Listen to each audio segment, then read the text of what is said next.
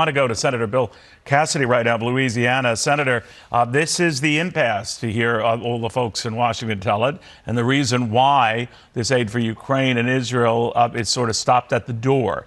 Do you think this tying it to the security at the border is justified, as many of your colleagues do? Absolutely. By the way, Republicans tying it to the problem at the border implies that the border problem is a Republican problem. It is an American problem. And the fact that the Biden administration is doing nothing about that is frankly un-American. We should be able to control our border. But the only way that we in the Senate, Republicans in the Senate, think we can do anything is to tie it to Ukraine and Israel, which the Biden administration clearly cares about. We just want to make them care as much about the border as they do care about abroad. So I wonder where this goes, because obviously you heard that Governor Hobbs of Arizona sent along the bills she has had to deal with to pay for all of this and the migrant issue in her state. I cannot imagine that's going to get be reimbursed there. So New York's Democratic mayor has found out the same thing, looking for help from Washington, not getting it in a visit there. Where is this going? Well, first, if the American people make it an issue, the Biden administration has to pay attention. As best I can tell, he wants to get reelected. He's doing all kinds of things, spending all kinds of money on student loan forgiveness, for example, to buy votes. Why doesn't he actually do the right thing when it comes to policy? And that may help him politically.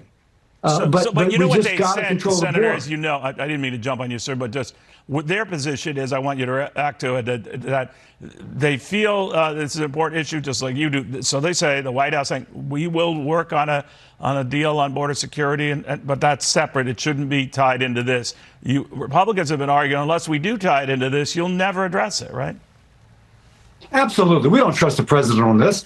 By the way, he has all the tools now he needs to control the border. Congress has given him those tools already, but he chooses not to use them.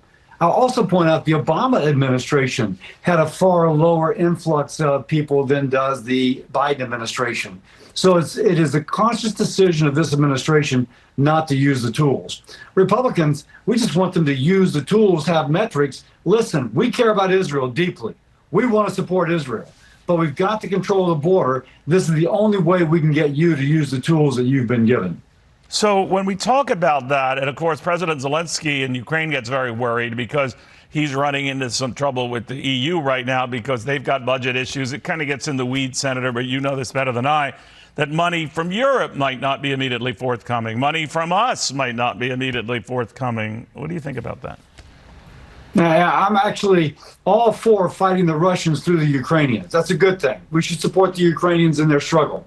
And I think the administration wants that. I'll go back to our center point. The center point is that we also have to take care of the southern border. If the Biden administration wants to meet its foreign policy priorities, it should address a major domestic policy priority, or at least make that domestic policy a priority. So far, they've not. The proof is in the numbers coming across the border. Republicans think that if, wait a second, we make it a little bit of a quid pro quo, maybe they'll do the right thing for Americans. Senator, while I have you here, politics is always not far away. We're 11 months away from the election, about 5 weeks or so from Iowa. Ken Langone, the Home Depot co-founder and billionaire, has decided to throw his support and considerable financial support at that behind Nikki Haley, saying that she has the best chance to represent the party in the best way and not Donald Trump. But he made it very clear to me in that discussion we had last night that if Donald Trump's the nominee, he's not keen on the prospects there. I want you to react to this.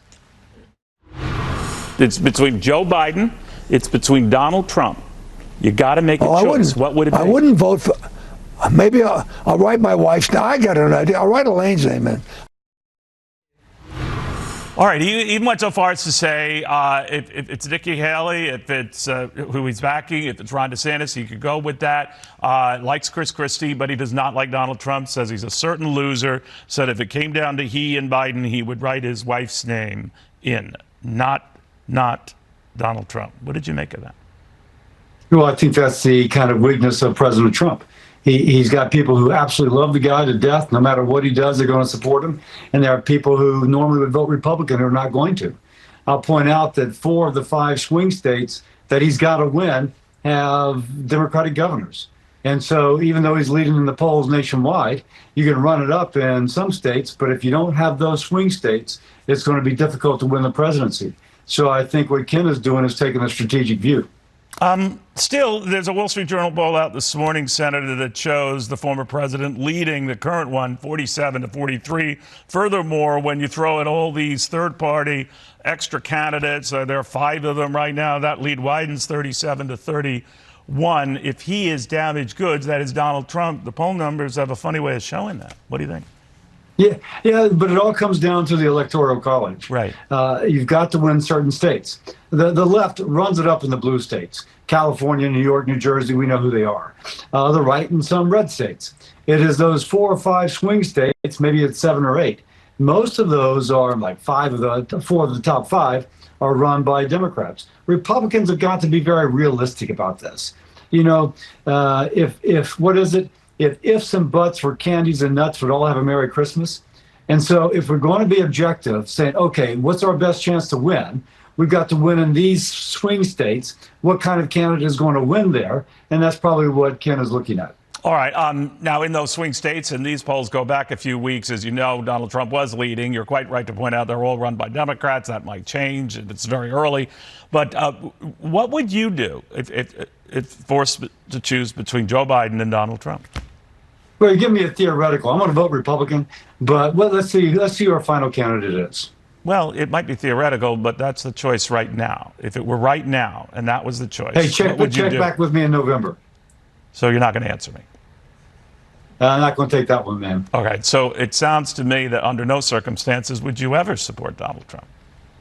I know you're putting words in my mouth. You gotta talk to me in November. Okay, but so you're open to supporting Donald Trump? You're still trying to get me there. I probably am, and I'm very rude. Bill Cassidy, it's always good seeing you, sir. Thank you very much. And I will check back with you on that. Bill Cassidy, That's great. Louisiana Senator. Have a Merry Christmas, Senator.